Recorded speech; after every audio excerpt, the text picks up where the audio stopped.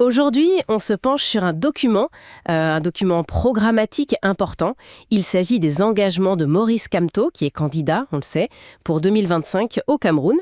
Et ça concerne spécifiquement le Grand Nord. C'est tiré de sa politique d'offre qui date du 1er juillet. Oui, bonjour. Et effectivement, le point de départ, c'est un diagnostic assez dur, sans concession sur la situation là-bas. Extrême Nord, Nord, Adamawa. Le texte utilise l'expression « enfant pauvre de la République », c'est fort. C'est très fort. Et ça met le doigt sur un paradoxe assez frappant. D'un côté, des élites locales bien placées, et de l'autre, un développement qui peine vraiment sur le terrain. Exactement. C'est ce contraste qui est souligné. Et la liste des problèmes qu'il énumère est longue. Famine, insécurité, la sous-scolarisation aussi. Oui, et il parle de désert industriel. C'est parlant, le manque d'infrastructures, les inondations récurrentes, le choléra même. Tout à fait.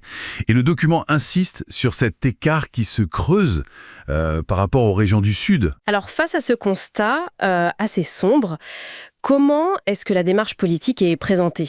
Eh bien, elle est présentée comme une nécessité pour servir le bien-être des populations, c'est la formule utilisée. C'est ça qui justifierait en fait les pistes d'action qui sont proposées ensuite. D'accord. Alors, ces pistes d'action, quelles sont-elles ? On commence par quoi ? La sécurité, c'est le premier axe, avec une promesse de rétablissement rapide, c'est crucial là-bas.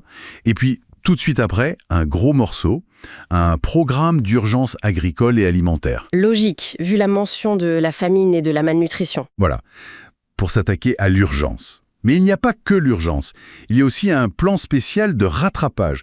Et c'est là qu'on rentre dans des propositions plus structurantes sur le long terme. D'accord, le plan spécial. Alors, concrètement, qu'est-ce qu'on y trouve sur le plan social, éducatif, par exemple ? Alors, il y a la construction d'hôpitaux équipés. Ça, c'est classique, mais nécessaire. L'éradication du choléra, un objectif sanitaire fort. Et puis, ce qui est intéressant, c'est l'engagement de construire toutes les écoles en matériaux définitifs. Fini les abris provisoires, quoi. Ah oui, ça c'est important. Et au niveau supérieur ? Là, c'est assez ambitieux. Création d'universités à Garoua et Maroua, présentées comme étant aux standards internationaux, et la modernisation de celles qui existent déjà, à Ngaoundéré. Les universités aux standards internationaux, c'est une promesse forte. Ça touche à la qualité, au potentiel de la jeunesse locale. Tout à fait. C'est un vrai pari sur le capital humain. Garder les compétences dans la région, améliorer la formation, c'est un enjeu majeur. Et les écoles en dur, ça vise l'accès pour tous et de meilleures conditions d'apprentissage dès la base. Et du côté économie, infrastructure, parce que le désert industriel, ça appelle des réponses. Oui, alors là aussi, il y a plusieurs choses. Développement de l'irrigation, déjà, pour l'agriculture. C'est vital avec le climat.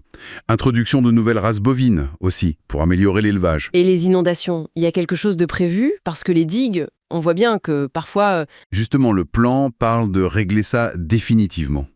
L'idée, ce serait des barrages de régulation, une approche présentée comme plus pérenne que les simples digues. Et bien sûr, les routes. C'est essentiel. Les routes, oui. Qu'est-ce qui est promis ? Bitumer les axes qui relient les chefs-lieux de département aux capitales régionales, avec les ponts qu'il faut, évidemment. Désenclaver. D'accord. Et l'industrie, alors, pour sortir du désert ? Là, l'idée phare, c'est une zone économique spéciale, pour attirer des entreprises, des investissements. Et en parallèle, encourager la transformation sur place. Le coton, les produits de l'élevage, créer de la valeur ajoutée localement. Avec des incitations spécifiques pour les industriels, j'imagine ? Oui, c'est évoqué. Tout ça, ça forme un ensemble qui vise clairement à redynamiser le tissu économique. Très bien. Donc, beaucoup de choses pour le Grand Nord, mais tout ça s'inscrit dans une vision plus large pour le pays, c'est ça ? Absolument. Le document replace ces engagements régionaux dans un objectif national, bâtir une véritable nation. Et il y a cette idée de réconciliation, des mémoires plurielles blessées. C'est intéressant, ça. Et ça se traduit comment, concrètement ? Il y a une proposition très très symbolique, organiser le retour officiel de la dépouille d'Amadou Ahidjo, le premier président. Avec cette citation, il n'y a pas de nation sans une histoire, ni d'histoire sans grande figure. C'est une volonté de retisser le lien historique, l'unité. Travailler sur la mémoire pour l'unité. Et cette idée d'unité, on la retrouve aussi dans la manière de gouverner envisagée. Oui, tout à fait. Le texte parle d'un gouvernement de taille maîtrisée, mais de large ouverture.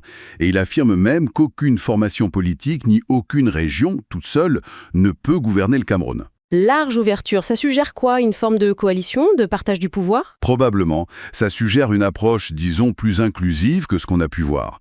Après, la question, c'est comment ça se mettrait en œuvre concrètement dans le paysage politique actuel. C'est un autre débat. Bien sûr.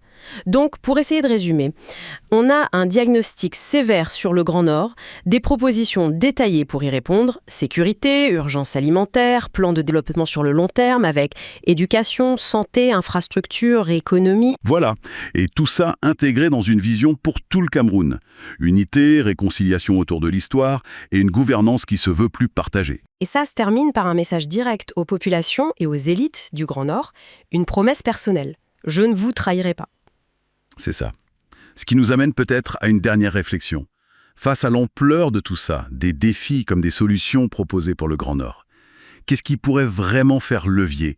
Quel serait l'élément le plus déterminant pour amorcer un vrai changement visible? Et comment est-ce que cet effort ciblé sur une région s'articule, au fond, avec cette ambition plus large d'unité et de réconciliation nationale?